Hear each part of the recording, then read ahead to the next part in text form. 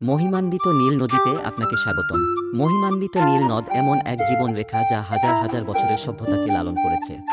৪,০০০ মাইলেরও বেশি প্রসারিত, এটি কেবল বিশ্বের দীর্ঘতম নদী নয়, এটি একটি গুরুত্বপূর্ণ ধমনী এবং মিশরের সংস্কৃতি।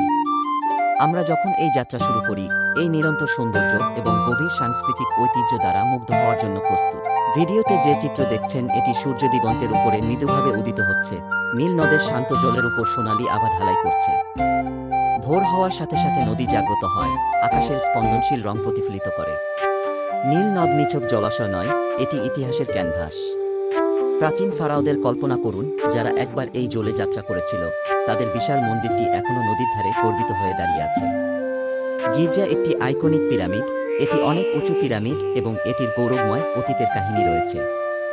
আমরা নদীর ধার থেকে আরেকটু এগিয়ে যাওয়ার সাথে সাথে স্পন্দনশীল সম্প্রদায়ের গল্প উন্মোচিত করলাম, যারা নদীর তীরকে বাড়ি বলে। নীল নদের আকর্ষণ শুধু এর প্রাকৃতিক সৌন্দর্য নয়, বরং এর সংস্কৃতির বৈশিষ্ট্য রয়েছে। এটি ঐক্য ও ভরণ পোষণের প্রতীক, একইভাবে কবি, শিল্পী এবং স্বপ্নদ্রষ্টাদের অনুপ্রেরণার উৎস। আমরা আমাদের যাত্রার শেষ প্রান্তে পৌঁছে গিয়েছি। আসুন আমরা আমাদের সাথে নীল নদের নির্মলতা এবং অনুপ্রেরণা নিয়ে যাই, যেটা নীল নদ আমাদের দিয়েছে।